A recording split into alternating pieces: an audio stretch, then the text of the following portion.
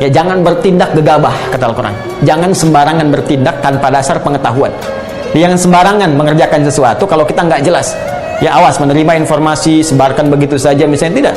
Ya, awas, tajamkan dulu, lihat dulu sumbernya dari mana. Termasuk jangan mengikuti sesuatu yang belum jelas arahnya kemana. Ikut yuk kemana, yang penting ikut aja dulu, nanti kamu tahu. Nah, itu jangan. Kalau dari adab Al-Quran, pastikan dulu, sehingga kita tidak terjebak diajak ke tempat yang salah atau ke lokasi yang keliru yang menjauhkan kita dari ketaatan kepada Allah. Ya, innas sam'a, sungguh pendengaran itu sebagai pusat informasi yang sampai ke pendengaran kita, wal basara, dari penglihatan dicerna, ya, kemudian dimasukkan ke dalam pikiran kita, termasuk fuad, di akal kita dicerna, ya, ini saat masuk ini ditembuskan kepada jiwa, qalbu, supaya mendapatkan respon. Ini sepersekian detik sekali, cepat sekali, ya. Dan di sini ini kuasa Allah. Di sini ada dua nanti, dua sumber, ya. Apa dua sumber dalam qalbu ini? Ada nafas nanti, an-nafas, sumber kehidupan yang memberikan respon. Nah, nanti di nafas itu ada jiwa takwa, ya, takwa. Kemudian fujur yang sering disebut dengan nafsu. Ya, wa nafsin wa ma sawaha fa alhamaha fujuraha wa taqwaha. Ini yang memberikan respon yang positif, yang baik-baik. Ini lawannya, menjadi katalis pada yang baik. Nah, yang ini dimanfaatkan oleh setan.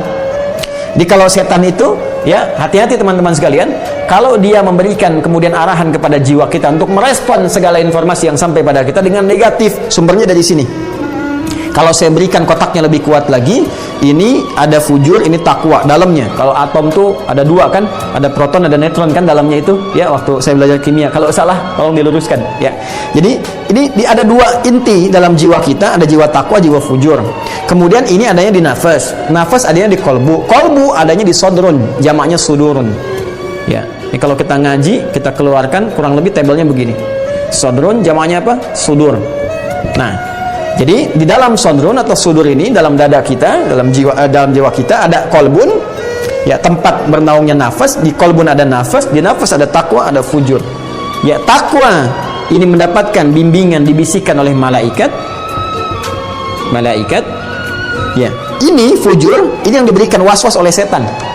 Sehingga kalau kita baca surah An-Nas, kan, alladzi yuwaswisu fi sudurin nas. Ya, itu skala umumnya. Qul a'udzu birabbin nas, malikin nas, ilahin nas, min syarril waswasil khannas, alladzi yuwaswisu fi sudurin nas.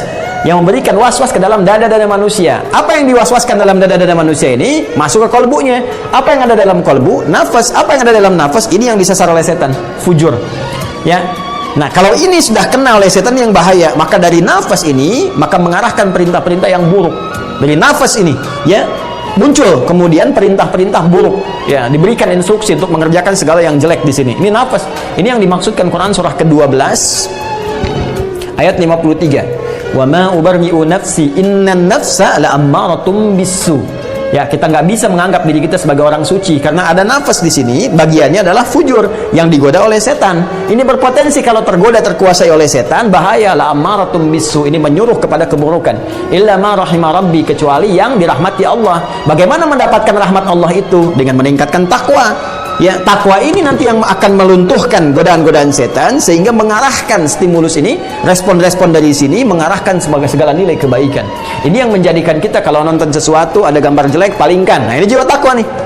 Tapi kalau ini kalah oleh bisikan setan, ini yang naik. Tonton aja dulu, ntar bisa taubat gitu kan. Nah, ini yang bahaya. Jelas teman-teman sekalian ya. Jadi ini diantara rumusannya seperti ini. Nah, yang menariknya ini, Masya Allah, ini cuma Al-Quran. Tabaraka Rahman, Tabarakallah, Tabarakallah, Tabarakallah. Ini malaikat disebutkan 88 kali dalam Al-Quran. Setan disebutkan 88 kali. Ingin memberikan kesan bahwa teman-teman sekalian, ini sepanjang dalam kehidupan, ya, ini pengaruh-pengaruh ini selalu terjadi. Ini diberikan kepada yang baik-baik, setan pun terus memberikan kepada yang buruk. Sehingga ini selalu ada pertentangan dalam jiwa kita, dalam setiap menyikapi segala hal. Pasti mengambil keputusan yang namanya manusia akan ada pergolakan dalam jiwanya. Ya, kemampuan kita untuk meningkatkan takwa guna menaklukkan godaan-godaan setan ini. Jadi kalau ininya naik, qad aflaha man zakkaha, pasti kita akan bahagia, akan tenang, kita akan tundukkan. Dia nggak punya kekuatan setan ini, dia nggak pernah maksa, cuman menggoda aja. Makanya kalau takwa kita kuat, ini akan hancur dengan sendirinya godaan-godaan setan.